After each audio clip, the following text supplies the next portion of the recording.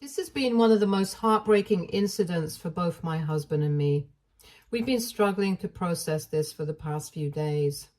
I'm hoping that expressing all of this may help me and also receive some suggestions on what steps I should take moving forward. My husband is 62 years old and I'm 59. We find ourselves in a situation that is tearing our family apart and has damaged our relationship with our son. This will be a lengthy post, but I want to provide all the context so that all of you can understand the full picture. Our son, George, 27, male, was just around 2 years old when we welcomed him into our family. Our adoption journey began when we discovered that I was unable to conceive children. This was a difficult realization for both my husband and me. However, during a visit to meet with relatives, we received unexpected news about a child in need of a loving and stable home. It was heartbreaking to learn that George's biological parents were struggling with addiction and were unable to care for him. While we felt deep compassion for their situation and hoped for their recovery, we also felt an overwhelming joy at the thought of providing George with the home and family he deserved. The adoption process was a lengthy one, involving complex legal procedures and mountains of paperwork. After almost a year of navigating through these challenges, we were finally able to bring George into our home. Despite the closed nature of the adoption at his biological parents' request, we made sure to keep a letter and photo that they had left for George, should he ever wish to learn about his biological roots. As a family, we were committed to ensuring that George grew up knowing his full story and roots, even as we welcomed him into our hearts as our precious baby boy. From the moment George entered our lives, we poured all our love and energy into raising him. It was truly a transformative experience, and he brought so much joy into our lives. Despite not having a lot of financial resources, we made sure he had everything he needed. We made it a point to attend every school play, cheer at every soccer game, and stay up countless nights helping with homework or comforting him after nightmares. We were there for him through every skinned knee, every achievement, every heartbreak, because he was the center of our universe. George excelled in school and earned admission to a prestigious college. We worked tirelessly to gather every penny we could to support him and ensure he could graduate without the burden of debt. To this day, we are filled with pride and joy seeing the kind, intelligent, and generous man that George has grown to be. Anyways, as George reached the age of 16, his curiosity about his biological parents naturally grew. When he approached us with his questions, we handed him the letter and photo they had left for him. We made it clear to him that we would support his search for them if he ever decided to do so. At that time, we chose not to delve into the details of his bio parents' addiction because we did not want to portray them in a negative light. Instead, we sensitively explained that their circumstances were not good enough to raise a child. George appeared to be content with the letter and our concise explanation, and we assumed the matter had been resolved, and that was that. The most joyful moment was when George met his future wife, Megan, 26, female, during his senior year, exciting everyone in our family. Megan's kindness and intelligence seemed to bring out the best in George, and their love for each other was evident. We warmly welcomed her into our family as she truly felt like the daughter I had always hoped for. Overall, Megan and George were the ideal couple. Everything seemed great until about 6 months ago, George announced that he'd managed to track down and contact his biological parents. We were caught off guard, but were still supportive. We told him to be careful and to take things slowly, but we were happy he might get some closure and could even go as far as having a civil relationship. But what happened in the next few weeks was alarming, to say the least. George became obsessed with his bio parents. He'd cancel plans with us to spend time with them. This became very apparent when he decided to hang out with his bio parents on 4th of July. Ever since he was a kid, we had this ritual of going fishing, but this time he wasn't here with us. What saddened and irked me the most was that he was doing our ritual with his other parents. When we did see him, all he could talk about was how cool they were, how they were finding themselves, and how they'd really turned their lives around. We learned that his biological parents were still struggling with addiction. Our relatives did some digging and discovered that they frequently got into fights with their neighbors. They had a history of going in and out of rehab, were unable to maintain steady employment, and resided in a small, dingy apartment. Despite this, George seemed oblivious to their struggles, only seeing an idealized version of them that he had constructed in his mind. After the announcement of the upcoming wedding, there was great excitement as George and Meghan officially got engaged. Our joy knew no bounds, and we immediately offered to cover the wedding expenses, despite knowing it would put a strain on our finances. Our sons and daughter-in-law's happiness meant everything to us. They graciously accepted our offer, and together we began the intricate process of planning the wedding. Unexpectedly, around 2 months into the wedding planning, George revealed a shocking request. He expressed his desire for his biological parents to take on significant roles in the wedding ceremony. He wanted his biological father to walk him down the aisle and his biological mother to share the mother-son dance, and both of them to address the attendees during the reception. Not once did George ask our opinion or how would we feel about this new proposition he was informing us. So we sat down and accepted his new plan. We were deeply hurt. Later, when we tried to talk about it to understand his reasoning, he became defensive. He accused us of trying to erase his heritage and pretend his real parents didn't exist. We assured him that wasn't the case at all, that we just wanted to be part of his special day too. George wouldn't budge. In fact, it got worse. He announced that he didn't want us to have any special roles in the wedding at all. We could attend as regular guests, but that was it. No walking down the aisle, no special dances, no speeches, nothing at all. He said he wanted the focus to be on his real family, and us participating in anything was just senseless. Despite the hurt it caused, my husband and I continued to ignore the pain when George referred to his biological parents as his real parents. We were absolutely devastated by the situation, but we constantly reminded ourselves that George was grappling with difficult emotions and that his behavior was likely just a passing phase. However, our hopes were shattered when George took a drastic step. He called us and expressed that he no longer wanted us to attend the wedding at all. He explained that our presence would be too complicated and might confuse the guests about who his real parents were. Instead, he suggested that we would watch the ceremony through a live stream if we wished to participate. My husband and I were at a point of deep emotional pain. After a lengthy and heartfelt conversation, we made the difficult decision to retract our offer to financially support George's wedding. We communicated to George that if he felt uncomfortable with our presence or our financial contribution, we would not impose ourselves upon him.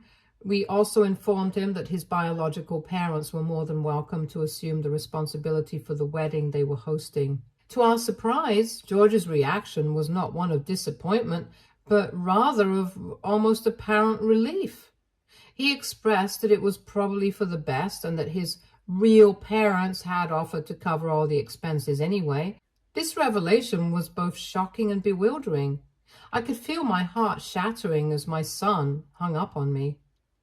In the months that followed, my husband and I were dealing with a lot of grief. So we kind of avoided talking about the wedding. We heard from friends and family that the wedding planning was a bit of a mess.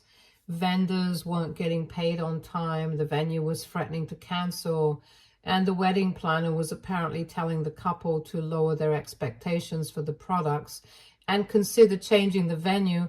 On top of that, George's biological parents were making big promises that they couldn't live up to. It all sounded like real chaos. We were in a tough spot. Both of us wanted to jump in and fix everything for George to show him how much we cared, but then we also felt like George needed to face the consequences of his choices. In the end, we decided to stay out of it, even though it deeply pained us.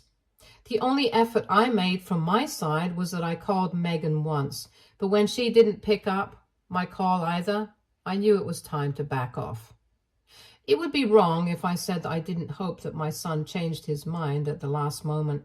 I prayed that he would at least let us be part of the wedding, even as some strangers sitting at the back.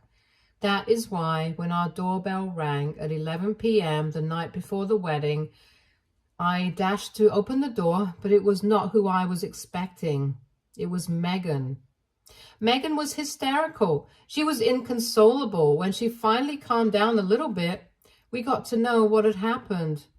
George and his real parents told her that we were not willing to be part of the wedding if his bio parents were there. Also, we had sabotaged their wedding by canceling the funds for the venue at the last moment because we could not bear their happiness. I could not believe that George, my son, whom I loved with my whole heart, said stuff like this about us. She was horrified by George's behavior and couldn't believe he treated us this way. She revealed that George's biological parents had essentially abandoned the wedding preparations, leaving everything in chaos. Most vendors hadn't been paid, the venue was canceling, and the whole thing was falling apart.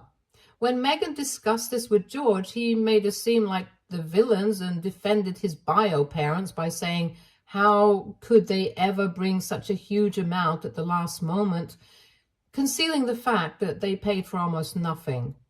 After this whole conversation, even Megan was confused and kept questioning him.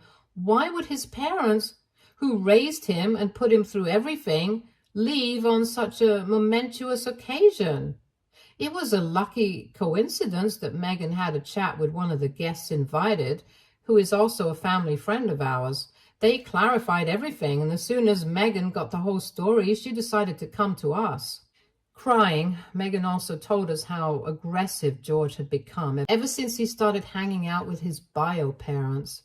When things would go wrong, even the slightest bit, he would lash out and get frustrated. She also once caught him having a talk with his parents where his bio mother was telling him how George needs to make sure that Megan always respects his opinions, and that's her duty as his wife. She kept ignoring all of this because she thought that this would pass and that the man that she got engaged to was better than this. But this lie about us was the final straw for her. When she realized how much she had been lied to in the past months, Megan knew she had to leave. Through her tears, Megan told us she decided to call off the wedding. She couldn't marry someone who could treat their family, their real family, with such disregard. She was also deeply troubled by George's apparent ease with lying to her about the situation. We comforted Megan as best we could, while part of us was proud of her for taking a moral stand. We were also devastated. We had loved Megan like a daughter, and now we were losing her too. We were also mourning the future we had envisioned, grandchildren, family, holidays, and a growing family filled with love. Megan left after a few hours, determined to break the news to George and her own family. We sat in our quiet living room, holding each other and trying to process everything that had happened. As I already mentioned, it's been a week since that night. The wedding was cancelled. We've heard through the grapevine that George is furious, blaming us for poisoning Megan against him. We also got to know that his biological parents had this whole speech about how we stole their child from them, and they never wanted us to have George, and that's why we broke off their son's wedding as an act of vengeance for their active involvement in the wedding. Not long after that, they disappeared again, leaving George to deal with the fallout of the cancelled wedding on his own. We find ourselves in a state of complete sorrow. Our love for George transcends biology. He is and will always be our son. However, we are grappling with profound hurt as we struggle to understand his actions towards us. Despite our efforts to communicate with him, he did not respond to our calls or messages. We are nothing but tired of leaving endless voicemails. A part of me wonders whether everything would have been good if we had simply proceeded with paying for the wedding despite our emotional turmoil, solely for George's sake. On the other hand, there is a sense that we need to assert ourselves and make George aware of the consequences of his actions, and that we would not tolerate such disrespect. Here we are, turning to Reddit for support, two parents shattered by the loss of our son and the future we had envisioned. We are left questioning our missteps. Did we unknowingly drive George away? Could we have handled the situation differently? AITA for withdrawing our financial support. Should we have just paid for everything anyway? How do we move forward from here? We're at a loss and could really use some outside perspective. Update 1. First of all, thank you all for your responses. I'm truly grateful for all the suggestion and bits of advice that everyone has given. I'm trying to read through everything and will respond when I can. After this whole incident, we are frequently checking up on Megan. The wedding break-off hit her very hard, but she has been very strong and resilient. She also informed us that she got multiple calls from George, saying that whatever lies we have told her are just an act of revenge and that we always manipulated him, wanting him to do things according to us. A lot of you have asked for more details about why Megan left George, so I'll try to clarify that here. From our conversation with Megan that night and from what we've heard, since several factors led to her decision. First and foremost, Megan was deeply hurt that George had lied to her about our involvement in the wedding. He had told her that we chose not to be involved, painting us as the antagonists. Finding out the truth made her question George's honesty in other areas of their relationship. Megan herself comes from a close-knit family and places a high value on family relationships. She couldn't understand or accept how George could so easily disregard the parents who had raised him with love and care for over 2 decades. She had met us on so many occasions and could not fathom us abandoning our son on such a happy occasion. Megan disclosed some pretty alarming stuff about George's interactions with his biological parents. According to her, when they had newly met George, they had been consistently pressuring George to approach us for additional funds under the guise of wedding preparations. This wasn't just a one-time request. It was a persistent effort that wore on George's mental health, but they were very clever with their manipulation. They would pressure and guilt trip him into things one moment and then another. They would be back to their loving and caring disguise. When George showed any hesitation about asking us for more money, his biological parents would resort to emotional manipulation.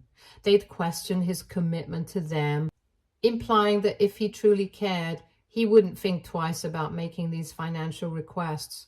This manipulative behavior placed George in an impossible position, torn between his desire to please his biological parents and his discomfort with constantly asking us for money.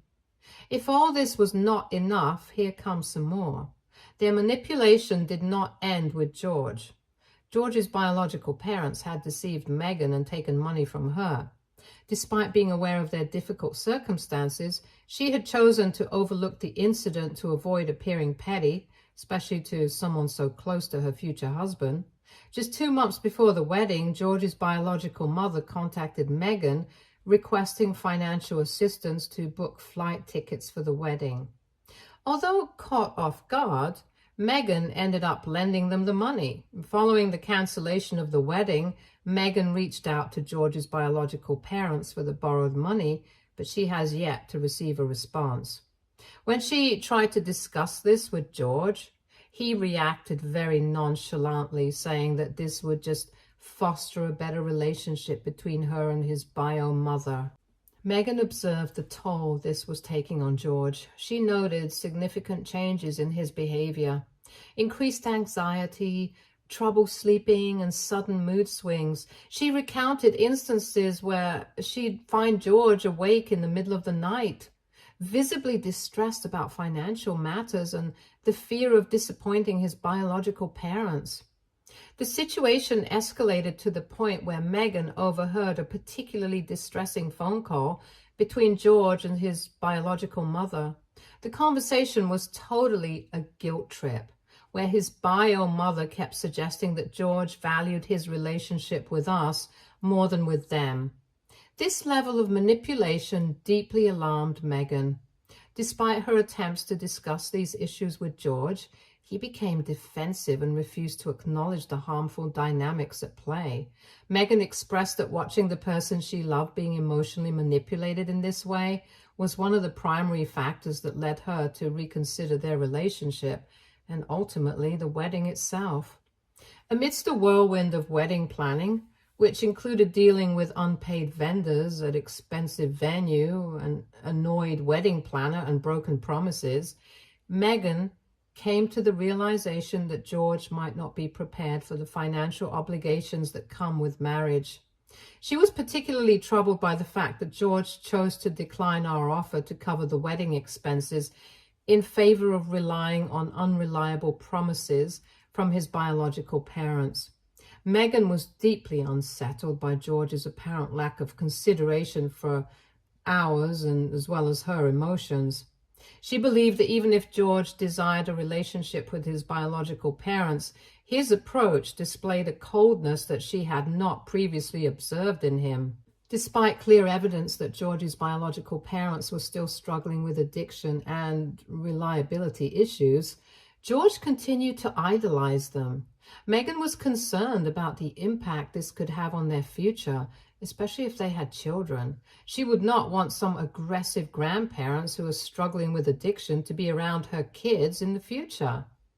The way George handled the entire situation, making unilateral decisions, refusing to communicate, and lashing out when challenged, made Meghan worry about how he would handle conflicts in their marriage.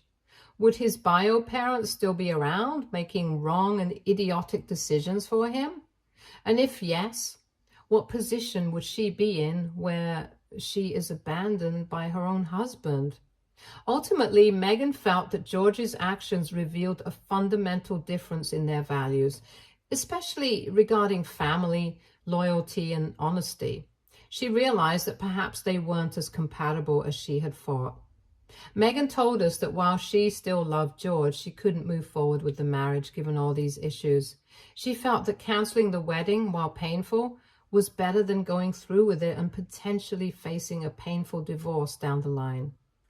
We do not know what to think at this point. To be honest, we are angry at George for the position he put Meghan in, but at the same time, we also pity him since he was also manipulated into this situation and was forced to be at a point where he has to choose between his biological parents and adoptive parents. What my husband and I can agree on is that we are happy that Meghan is out of this mess because she did not deserve to be in such a toxic environment. Update 2. Many of you have asked about George's childhood and if there were any signs of this behavior before. I'll try to address that here. Looking back in light of recent events, it became evident that George had always displayed a sensitive nature. His struggles with feelings of abandonment were apparent despite our best efforts to provide him with a sense of security and affection. When he was younger, we took him to therapy to aid him in processing the complex emotions surrounding his adoption. The therapist recommended that we approach his adoption with openness from an early age, and we consistently emphasized how much we wanted him and the love we held for him. As a young child, George displayed a strong attachment to us, making it difficult for him to separate for even the smallest period of time. When we dropped him off at daycare, his crying episodes lasted longer than what is typical for children his age. Seeking professional help from his pediatrician and therapist, we assisted George in building feelings of security and confidence, which was a challenging and lengthy process. Academically, George excelled in elementary school but struggled socially, showing hesitancy in making friends due to fear of rejection. To help him gain confidence, we encouraged his participation in clubs and sports teams, which gradually improved his social skills.